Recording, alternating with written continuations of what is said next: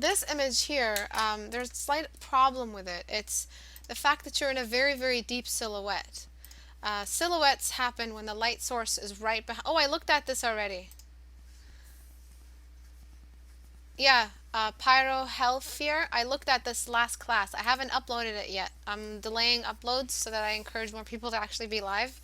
Um, but yeah, I looked at this already. It's in the recording. Last year. Okay, so that means that when we have a light source behind an object, the reason why in eclipses what happens is there's the light source, and which is the sunlight, and then there is the moon in front of it. The moon, we are seeing the exact shadow of the moon. We are not looking at the part of the moon that is lit up. So this is the shadow, and this is the light source. And but what happens is when we're looking at an object that is slightly off of a silhouette, so the light is coming behind these guys would be the darkest object. Unfortunately, you lose that massive use for depth. What we usually do to create depth is we add an added fade, a distance atmosphere between an atmosphere of distance, I guess, between object A and object B. So what happens is because there's a silhouette right behind these guys end up being darker than him. But he's still not dark enough altogether because he's also in the foreground. So what you have is a battle between which one is darkest. So what you should start with is the basic rule. What's the basic rule? Foreground is darker than background, and everything steps behind that. So this guy right here should be a little bit darker than what you've made him, because he's in the foreground. He's right in front of the camera with a bunch of light behind him, around him in his environment. That means that he's gonna be pretty dark. And him being dark will sort of, and you kind of choose how dark you're gonna make this character, will help you decide how dark everything else will be, even though he's not in the perfect silhouette spot and they are. But you gotta move backward, sort of. You gotta approach it strategically. Okay, so let me just do that. That guy is separated. Sorry, I want it to be perfect for the before and after. Okay, so whose weapon is that? Is that his weapon? Oops.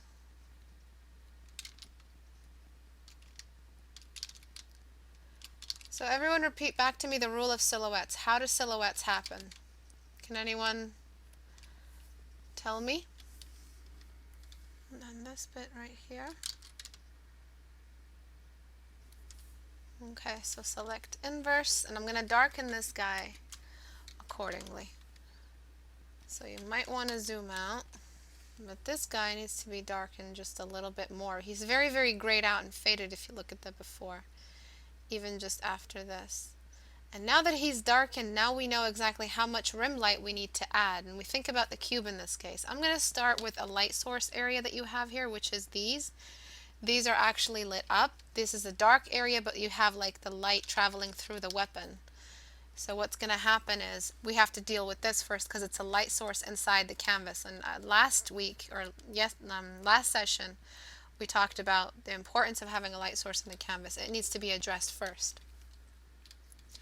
Alright, so that's taken care of. Now we have to think about the cube when adding the light on his face. So he is not silhouette, but he's dark enough to be, dark enough to have that effect on his face.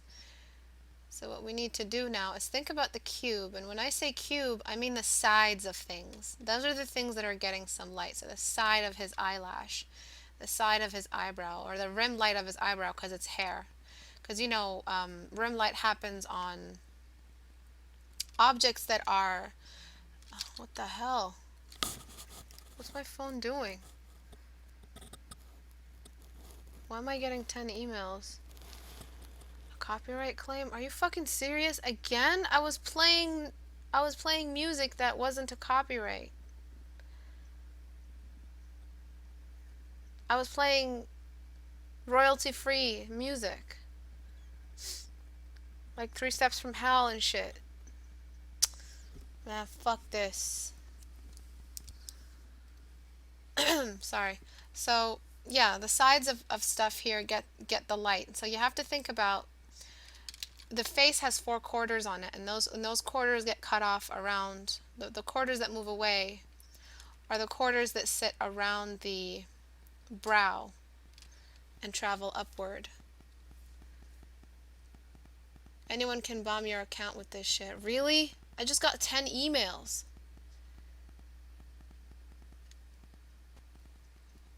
Yeah, I'm sure. What were they like? What movie did it come from? It wasn't from movies. It wasn't a soundtrack. It was just, I don't want to interrupt the class with this bullshit. But yeah, let's just talk about this. So the side of the mouth, the side of the lip, and then the side of the head here gets one big splash of light to it, and then this little collar casts a shadow in a straight line. So this is us responding to the light. So remember, the light is the god of your painting. Whatever choice you ever want to make in improving your painting, you're thinking about the light source's presence. We realize the light source's presence isn't a perfect silhouette, so this is why we have to respond to the sides. Do you see what happened here? It reads instantly. We just have to do it a little softer. I don't know why it's doing that, but it reads instantly. It's an instant read on the presence of the light source in the image. Okay. So this lasso, I just have to edit it a little bit. I have to just make his eye a little bit more, have a little bit more light to it. And this brow bone, this indentation on the skeletal level, it's a depression. So what happens, it also casts a shadow. And this travels all the way from the side of the face, because the side of the face is the side of the cube that's getting the light. And where else? This whole area gets connected to each other, because the light is kind of traveling in this weird angle. So again, we're adding that in just like that. And I'm not just going to throw it in there just like this. I'm going to try to fit it in. The side of the nose gets more light than the rest of the face, and this is pretty much what you want to do. You want to work around blending this and rendering this into the image. And this happens, the corrections I made today were on two major fundamental rules. So if you're like, okay, what's the science behind this? The first piece of science is the presence of the light source. So the light source is the first key to any composition. If you want to improve it, if you want to approach it, you think about the light source. And not just that, you think about the light source on the cube. Form studies are amazing for this. This is my mantra. I'm going to repeat it in every critique hour. Okay, light source plus the cube. Light does different things wherever the cube sits. If the cube is right in front, we get a silhouette. So if you wanted to improve this image, this is how you improve it. By thinking about the cube and thinking about the rules of the light source. You can't go wrong with form studies, because form studies make you think about all of this. Form studies make you experiment with the rules of lighting and the light sources. So what happens is, can you guys hear me okay? Is everything good? I just need an okay. Twitch says everything is good. But yeah, what was I saying? So the light source in this, no, I don't know what I was saying, I forgot. The light source in this case, I'm just going to continue with my thought, is kind of confusing, because you've got the light source over here telling you have to darken these fellas for this to make sense. And you've also got this guy who's the main character in the foreground.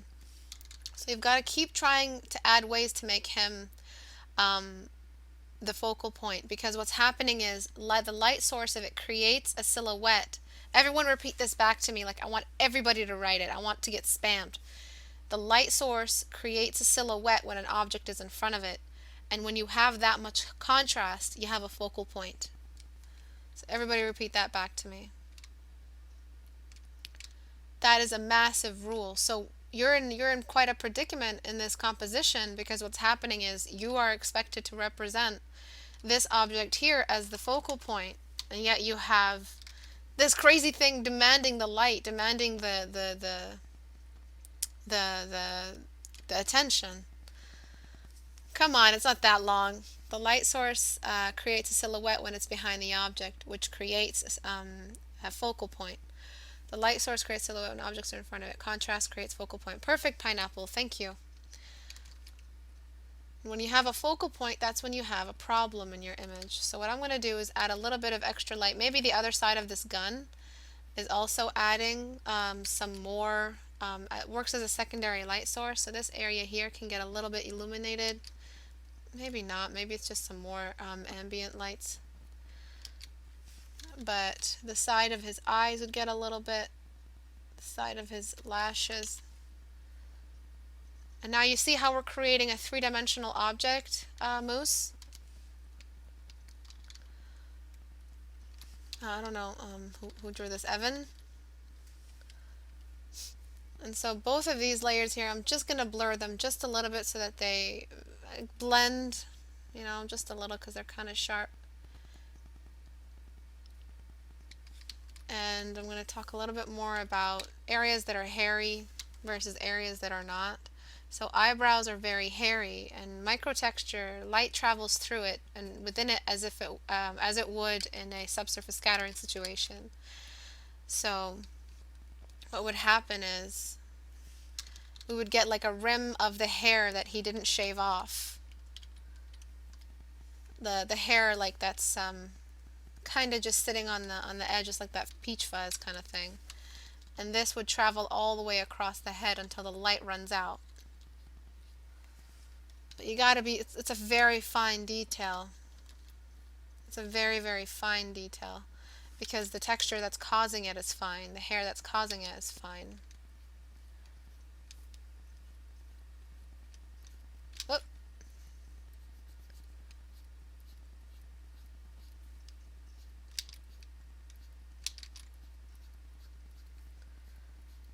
Okay, so I'm just trying to shrink this down. It's too thick, it's too big compared, like, considering that it might come from hair.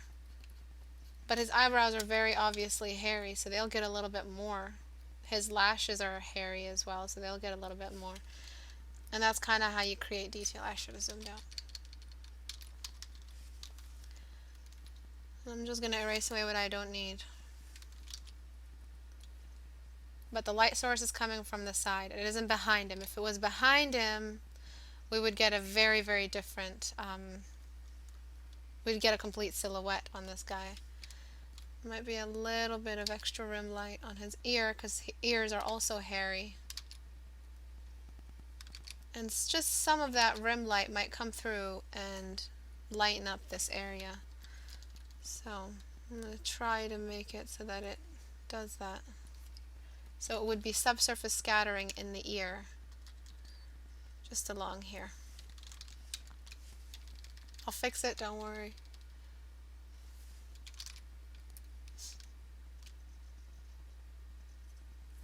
Okay, that's blue because of dodge tool, good old dodge tool. Oh, look what it did. Damn, dodge tool, relax.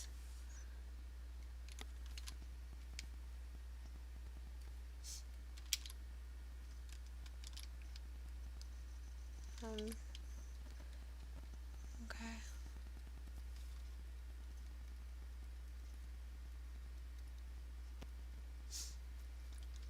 Just gonna lighten that up a little more.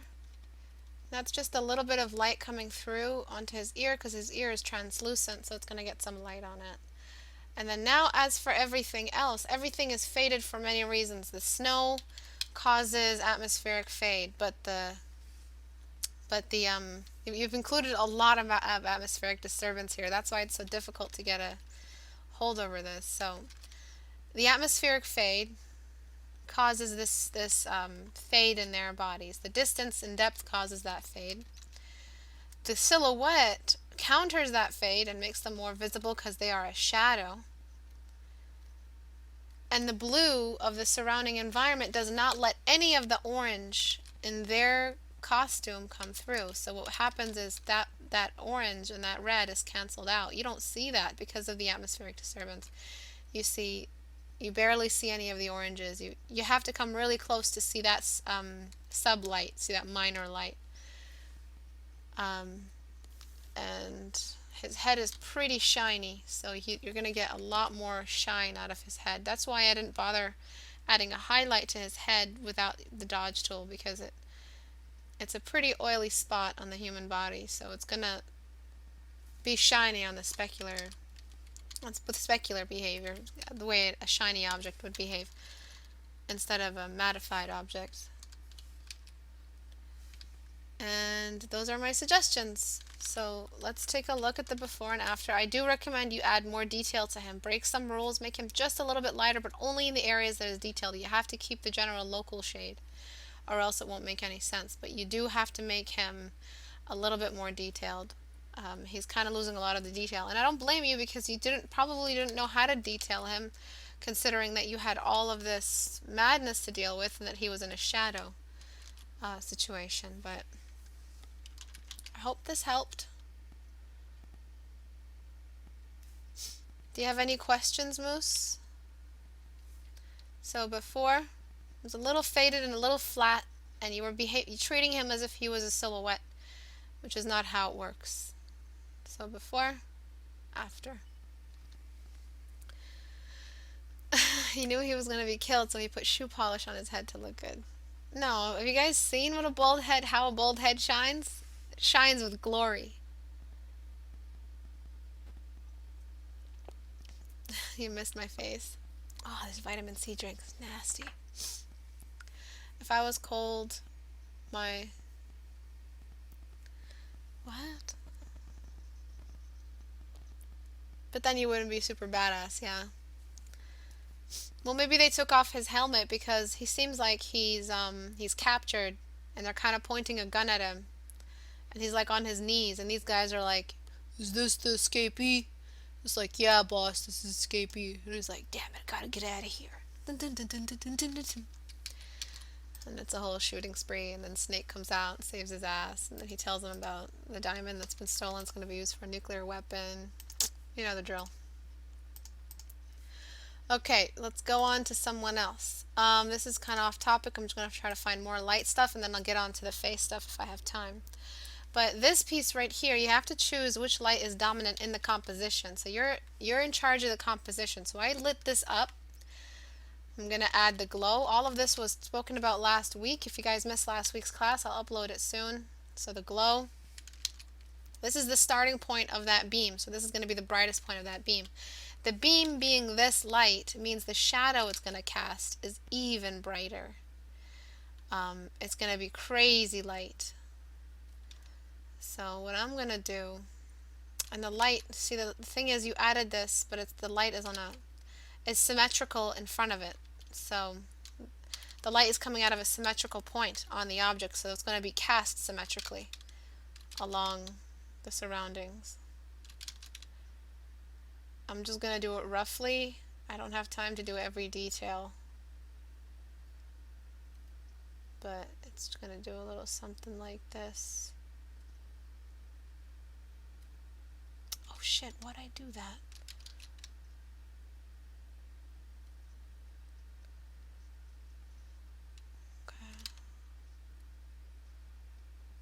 Okay, so select inverse, hide.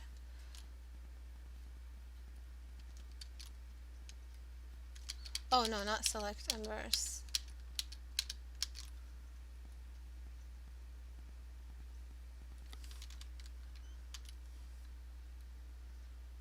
Okay. This shadow, this light right here, I'm not going to do it everywhere, but this light should be, what the hell? Why is this not working? Oh, okay. Damn it. So this would look like this instead. Right here. And this is a shadow. And then select inverse, and this would look like this. So it would be straighter, but not just that, we're adding like the rest of the scene and with this, except all of the shadow areas. So the entire scene is going to be lit up with that blue, because that's what you have to do. Last session, we talked about how the light source adds its color as well as its intensity to the composition, to the room. So because we chose this to be the dominant light source, everything else is still pretty bright, but not as bright as this, because this is the focal point. This is where the camera is pointing. All of these areas are going to be lit up with the color of the light source, as well as the intensity of the light source. But be careful, because you've got warm and cool tackling each other. So that's going to be another problem that we have to deal with. But it's going to look a little something like it's kind of washed out. I have to choose a blue that's a little cooler. That's what I'm going to add to everything here. That's the shadow casting. That's the light casting this shadow. That's why the light around it has to be a little more blue. And then just get that white. And then you've got the shine on the ground itself. And this shine is really necessary because the ground is reflective, so we're going to get some of that. The light is going to reflect down directly. And this happens everywhere else, but it also happens not just in intensity, but in color. So the shine here, the shine here. Listen, dodge tool. If you don't listen to me, I'll kick your ass. The shine here. Damn it, dodge tool. A little more here, but not just this way. We go into color mode, and we bring this color, and we add it. Just like so. And you have to think about it this way. What happens when blue and orange mix? They're like the opposite of each other. So in areas where this is overlapping the color of this, we're going to have some desaturation. So this area here, they cancel each other out, sort of. I know that's kind of like an advanced thing to think about, but this area here is going to be a little less orange, and this area here is going to be a little less blue. But you can up the saturation in the starting point. So you can up the saturation here and up the saturation here. And what did I say? Does anyone remember what I said last week about what happens when the light source is inside the image? Can anyone remember? I'm just going to get this intensity to travel through. Can anyone remember what I said?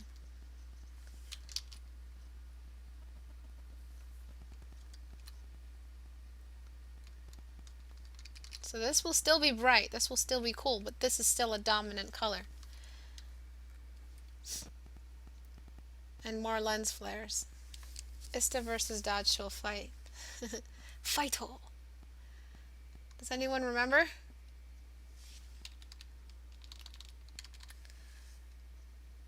Glow? Yeah, but what happens? What happens when the dodge tool, the light is the light is in the image? What do we become responsible for with? It glows everywhere in the room. Missed last session. Glow is one of the little things that happens. It's an effect, but it's not what I was talking about. I'm gonna get soft brush on this here area.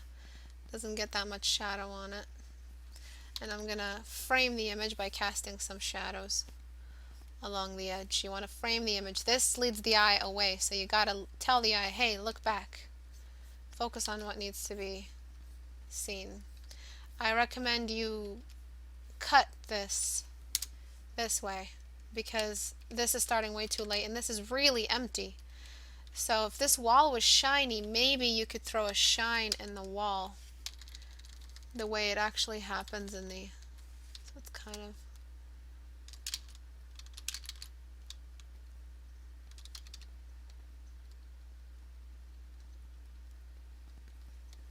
filter, blur. But if you're not going to throw anything in there, you should really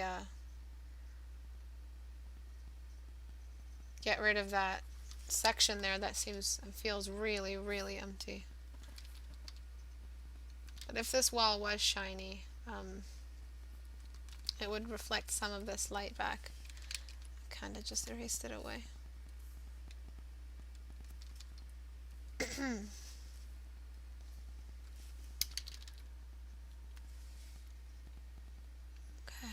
And then I get some of that blue and just brush it over everything. It gets more intense when directed at the camera. Yes, when the camera sees this light, when the camera captures this light, when we see the light in the canvas, we have to go into no man's land. No man's land is applicable. You weren't enough in no man's land for this to work. No. So we needed a little bit of no man's land in there.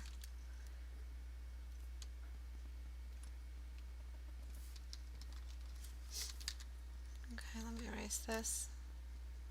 Careful with too much lens flare. Just a little bit is always enough. I know there's this crazy taboo about lens flares. Just a little bit is always enough and nice in an image. This is a light source, so it needs some no man's land. Whenever there's a light source in the image, you're looking at the only time you're allowed to use no man's land colors, which is the white. And you've got an edge here going this way, the edge of the room. You really need to sharpen that edge up.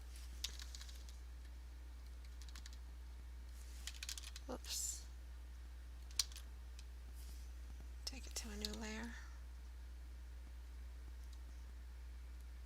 So this side here of the room can be a little more blue because that's the light that's facing it. And this side here can stay a little orange because that's the light that's adjacent to it. But it still needs to be dark. Okay. I just have to blur this filter because it's in the background. It can't be that sharp. Objects in the background cannot have that much focus compared to objects in the foreground. But sharpening that wall and distance helped create some, really set up the scene a little bit. And at the top, we just erase the top for focus. And again, if you're not going to fill this area up, I really recommend you close it off. I don't know what we would fill it up with. I don't know what this concept is about, but let's cut it off somewhere here, or else we'll create a tangent. Tangents aren't nice, they're ugly.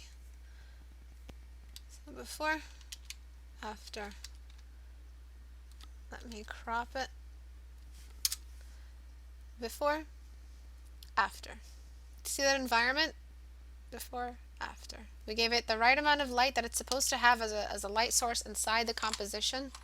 The composition reacted to the environment, so there's enough light around the light source, making it as bright as it's supposed to be, representing it with the amount of brightness it's supposed to have. And we created that glare in the tiling, reflections on the walls, intensities and no man's land using the dodge tool and any other orange light. And that's it. Any other questions? You guys have to think about textures or else you won't know what to do with the light source when it happens. Textures are what we have to study while thinking about light sources, because light behaves very differently on textures. If the texture is shiny, there's a lot of reflection. If the texture is mattified or has a lot of micro texture or texture in general, it doesn't have to be micro texture, it's going to be less shiny. So I hope that helped. Remember, crop your image. If there's nothing to put there, then you cut the image off there.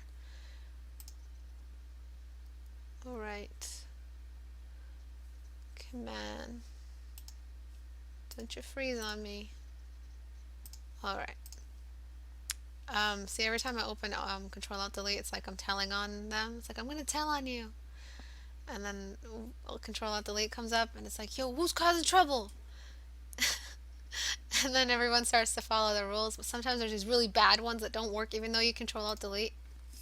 Anyway, I would love to have a class all about texture and the way light plays off of different surfaces. I kind of cover that throughout the videos that I have.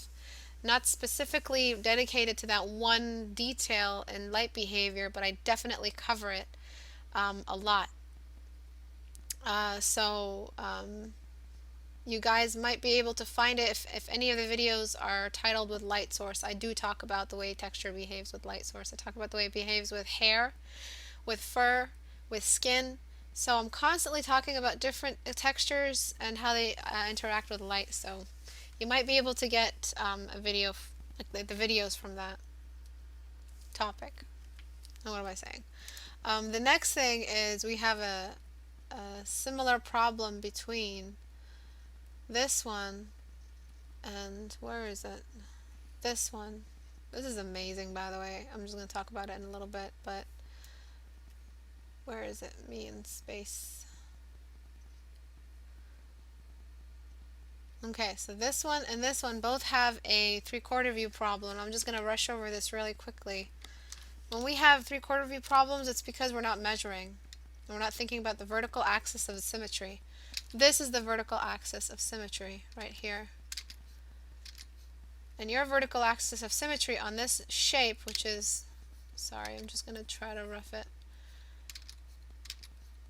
right along here.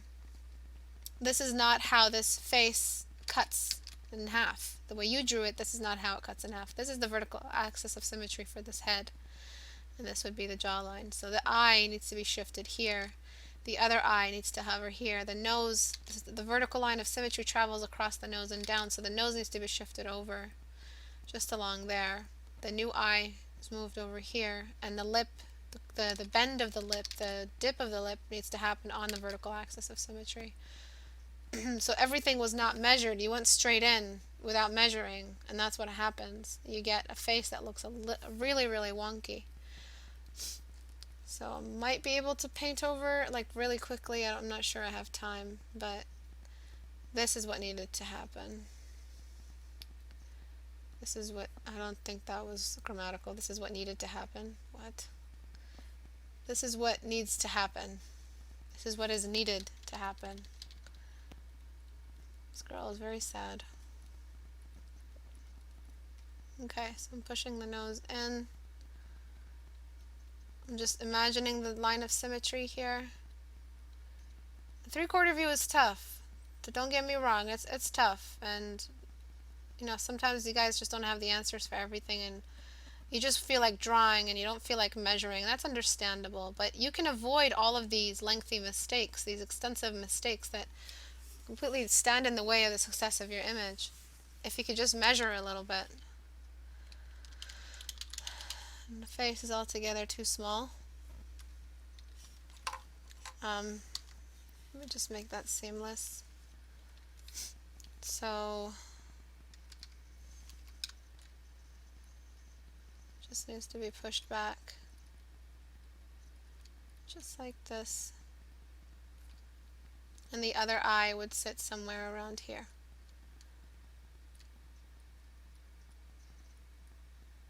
Like half in and half out.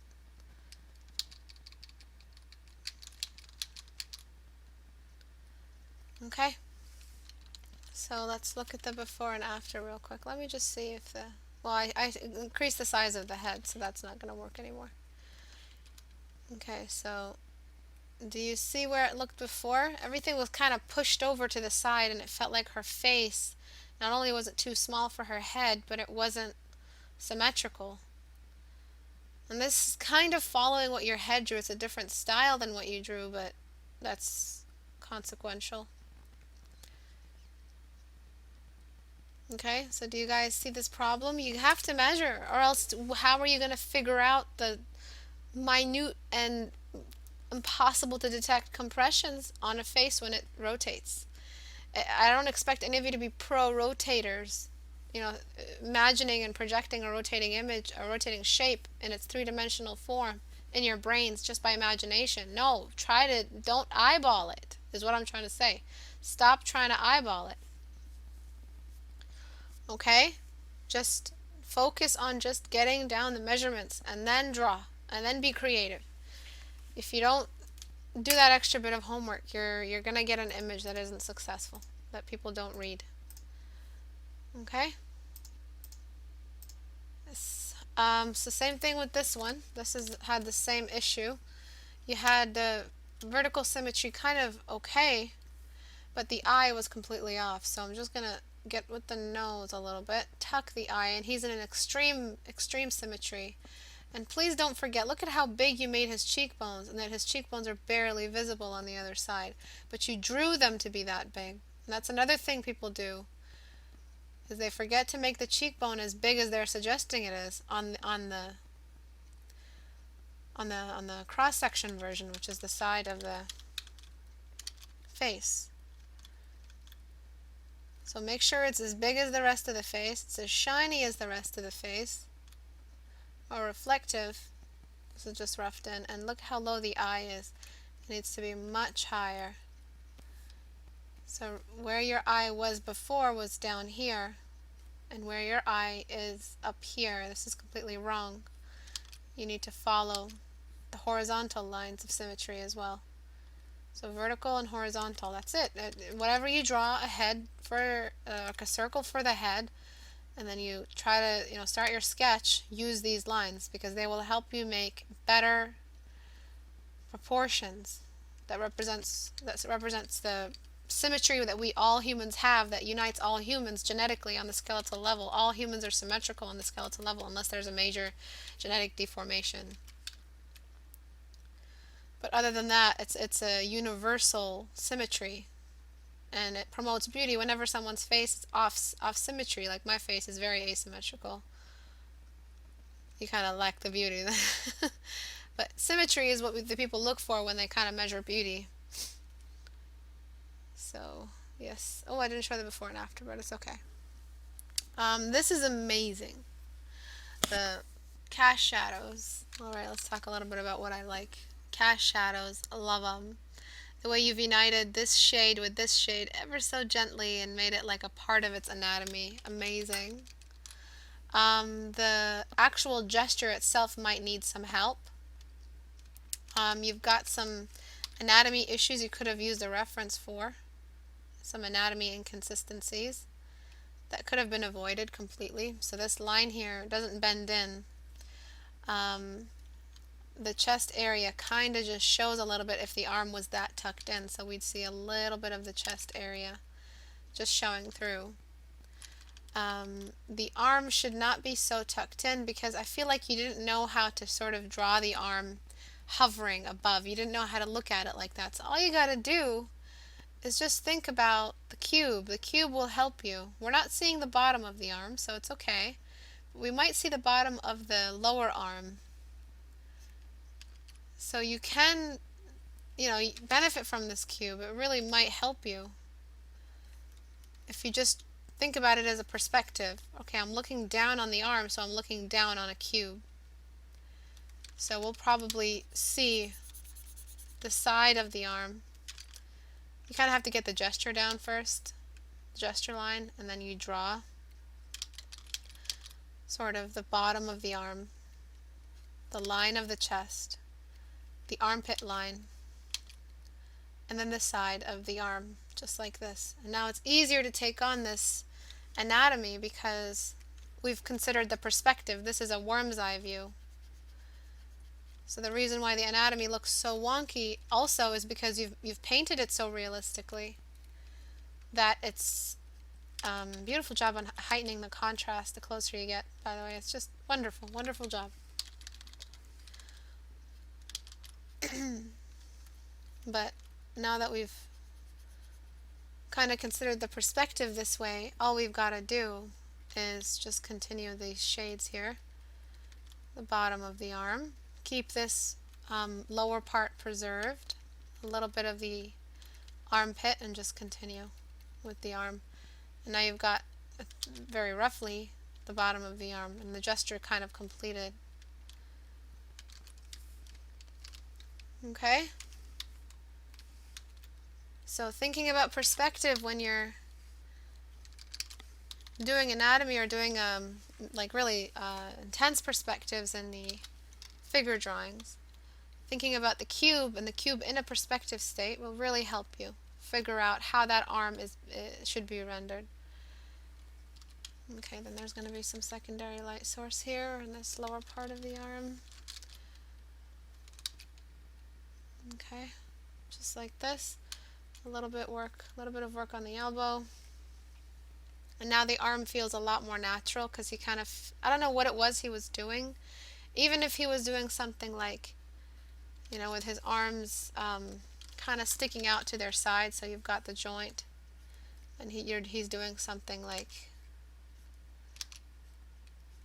that. We would still need to see a space between the torso and the arm. You gave us no space. There was no space behind it. And so that's why it felt so stiff and rigid. But this is just one position of the arm that you could use. There's a different ways to make his gesture, but before it was really stuck like a paralyzed arm.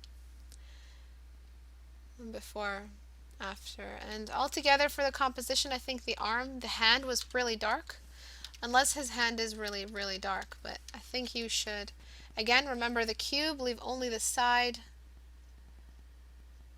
of the palm to be that dark, and just lighten up these areas here. Because this is for the old hand, which was wonky.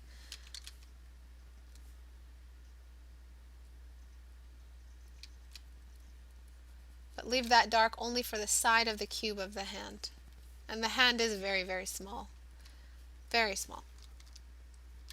Tiny. Okay? So before, after for the gesture change, and before for the hand, it was really dark before. Even if it was like a pigmentation change.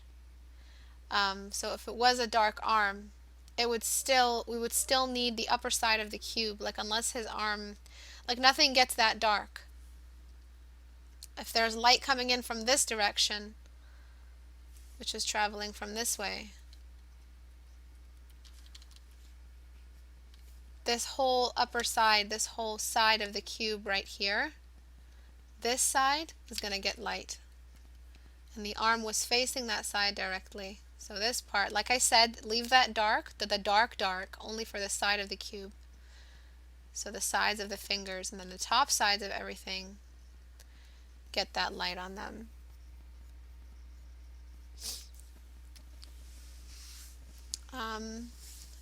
At least you're here to clarify. Otherwise, people are so easily offended nowadays when it comes to gender. Yeah, the muscle structure makes it more masculine. Is it a girl or a guy? I made it up there, but true. I tend to paint in one go. I'm not sure if I've ever worked on a painting over a couple days. It's a girl. Okay. It does look masculine, and there are a lot of reasons why it looks masculine. Would you like me to cover it?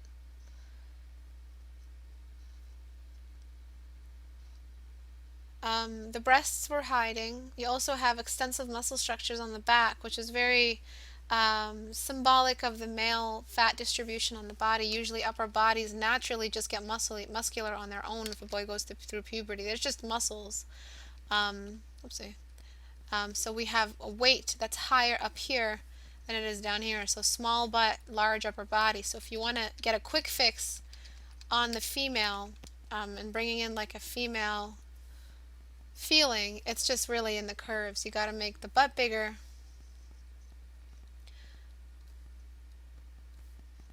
More fat on the lower part. Not fat, but like just that little pudge that girls get.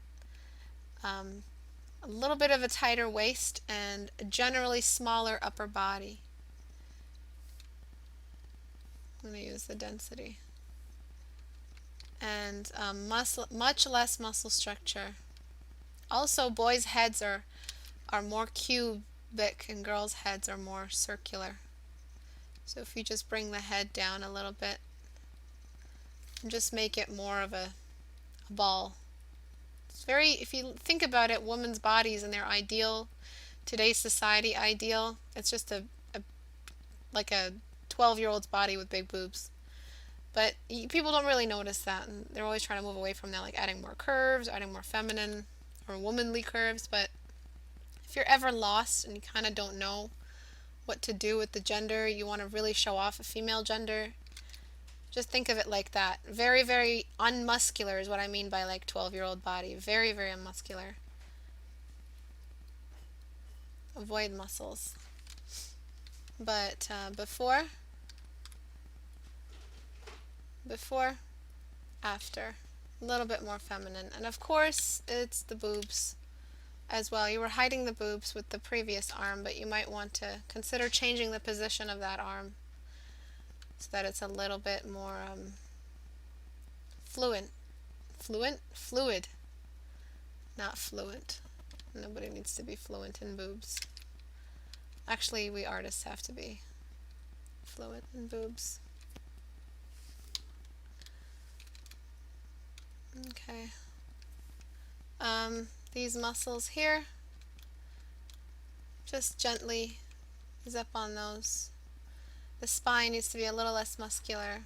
The arms are very, very frail in a female body.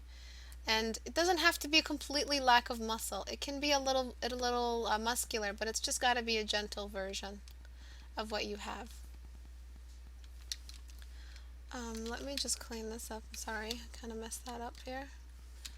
Actually, what I'll do is just... Okay. Sorry I'm not looking at the chat. I'll look at it in 1 second. Just make that a little less bulgy since it's a girl.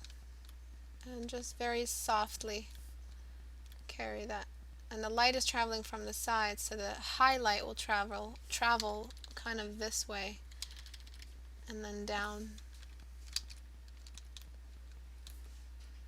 And I don't recommend bringing in any lighter shades than what you already have, but I'm just going to add a tiny one just to keep the form. Tiny, tiny shade lift, just so that we can see where the high point. Do you see that, Hazuki? Where the high point is of the body? And anywhere where there is a cut, like or a stop or an edge, just respond to that with a shade. And that way the body looks a lot more realistic. Do you see that? We chose a high point and a low point. Just like this. And I think that's it. The spine corresponds very beautifully with the butt. What else? That's it. It's amazing, amazing blending. Good job. Keep it up. This is awesome. I love seeing finished work from like this from you guys. It was just a massive jump from what you usually do. So that's always a treat to see this much improvement. Okay. She's powerful. That's the reason for the muscles. Not really human either, but I see how it can be confused. Yeah, well, if you're, if you have a narrative for every off feeling, then, we're never going to find out what it is that's making this not feel like a girl. You got to close the narrative after a certain point and not let the narrative control what's stopping this from improving. So be careful with your choice of the narrative. Or how closely you fall. You're going to have to cancel out some of the narrative. She's still going to be powerful, but you can still have feminine features, but you can't cancel out her femininity if what you want is femininity for the sake of muscles. It's going to look, they're very boyish muscles is just what I'm saying. And this area here, and this edge right here.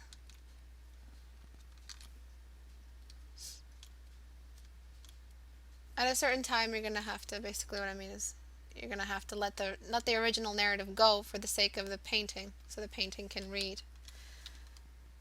This is connected to the rib cage, and that's it. Before, it was a little dark. Beautiful job on the arms, though, that you did have, but again, the gesture was really stiff, but it's still an amazing painting. It's just a couple areas for improvement. I didn't shade these arms, but it's okay. We're running out of time. Alright, so I'll send you this. Consider these changes. You can choose whatever you want to do with the arm. It's just a general gesture with stiff. Always make sure you're starting off with a gesture line. If you don't start off with a gesture line, you will make some very stiff images. Color problems here. You're choosing some very, very primary colors, Mario colors, they look like. You have to choose local colors. Local colors means that if there's blue, you have to choose the dominant blue color, and that's what you stick with. What's the light source giving us? And that's what everything will have. So this will have a little bit of blue, but it still looks orange, right? It still looks that color. This will have a little bit of blue to it. And it's not just adding a blue wash over top, it's moving the slider over to blue. So moving these sliders over to a bluish color is going to make this match. So before, do you see those really warm colors against the armor, which is a mirror, which is reflecting the light source, which is blue? It doesn't match. So after we kind of move this over to the blue, and not just that, we'll brush over the blue that is being shown off in the armor that's in the room over the image as well. And that's going to kind of correct the problems that we're seeing here. Always make sure you're working with local colors. Local colors means what's the color of the light source in the room. That's the color that you choose. Also, design-wise, this seems like a very large object. This is a very large empty space. This is causing confusion in the focal point. So you got to either give this some detail to kind of hide it away, because it's detail relief. This is another way to create a focal point. You got all this detail and then you got all this relief. That's what creates that kind of confusion. Also, the face needs a little bit more contrast to it. Just a little bit more.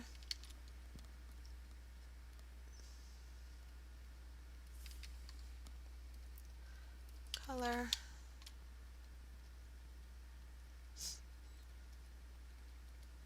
Okay, and really rethink the design here, but let's take a look at the before and after. Before, after. Do you see that color problem? It was just too orange. It really felt like it was from two different universes, two different games. And then you see how the face was not enough contrast, and there was so much contrast here. We brought that contrast down and pointed the face, sort of made the face a more important thing. And I do this, and I say this a lot about all character design concepts. If the feet don't have that much detail on them, please just, gray them out. Gray them out, and then just all together get rid of the saturation, so that the eyes and the head are the most important areas. Just like this. And if you want anything to be important in a character design, it's the face. So I'm going to add some saturation on his beard. It's still a bit warm. Let's still cool that beard down, or the whole head of hair. So again, how you cool it down is you just go into the slider and push into purpley reds instead of orangey reds. So his hair is still going to be red. It's just a lot less Mario. I don't know why I'm saying Mario, but before, after, and then one large before and after. And you can see how the focus changes. Before, after. Do you guys see these changes? A lot more easy on the eyes, yeah? Eyes are less confused. Before, after. Yeah, that face is amazing. Great job on the face. But local colors. So you need to think about local colors. You need to match the colors.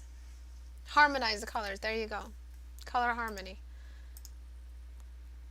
Was it Crobit or was it Fergus? Is Fergus Crobit? But yeah, that's it for today. Thanks everyone for coming. I'm sorry I couldn't do everyone's. I'll try to do everyone's next week. Actually, no, and I can't do that. That's a lie. because next week is eyes. It's all about eyes. The 26th and the 28th is going to be all about eyes. And if you guys have anything for me to look at, please remember to join the Google community. Let me just go to my site. Okay, so on my site you'll have information about everything that I do for anyone who's new. Critique hours are every Tuesday and Thursday at 5 p.m. Eastern Time. Please subscribe on Twitch. Remember to turn your notifications on so you get an email for when I go live. News about the app, I'll cover that in 1 second. So there's YouTube for those who want to watch the recordings. I upload those eventually. There is the Google community for those who want to join. Please join it if you guys want to, if you want me to look at your work. This is where I go to pick up work. Facebook, I sent Facebook for those who want to get their images back. I got their images critique. If you guys are Twitter users, I tweet whenever I go live. And Instagram, whenever I stream on YouTube, which is where some of you came, I upload it here.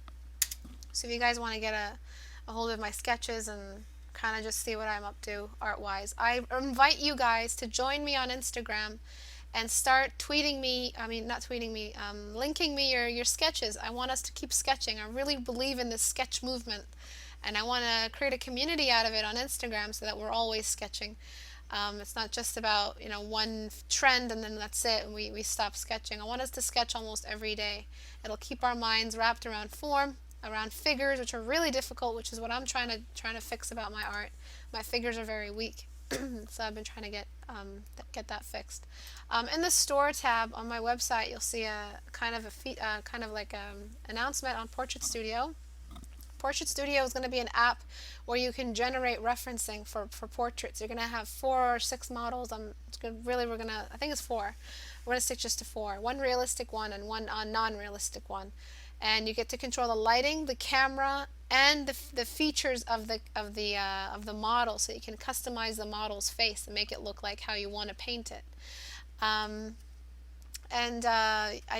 It's going to be amazing, and it's everything that I've always wanted, and it's going to help me personally figure out how lighting works, the behavior of light. It's going to be released in February, or a little bit after February, mid-February, because from the 1st of February to the 15th of February, we're going to have beta testing on this site. So here on this site, it's going to be embedded here on this site, the app, a very limited version of the app. And you guys will be able to test it for me and submit some errors, whatever you guys find, suggestions you guys want to give me, stuff you want changed, stuff you don't like. I'd love to hear all of that. It's your app. This is going to be for you guys. We never really get something made for us, is what I always say about this. Very rarely. What the hell is the matter with this USB? There we go. But yeah, very rarely do we get something just made just for us to customize and help us with our art. So it's going to be like your sister program that you open with Photoshop. It's going to be that thing that you're going to use every time you draw or illustrate a face. It's amazing because it's going to have no texture on the models, so the models, you can take them if you photobash or enjoy photobashing.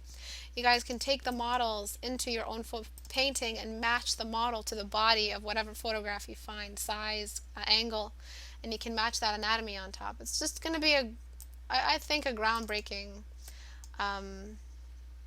app. I'm very excited for it to be released finally. But Sistergram. But here are the models. Male, female. This is the realistic female. We're going to add an unrealistic female for those anime lovers.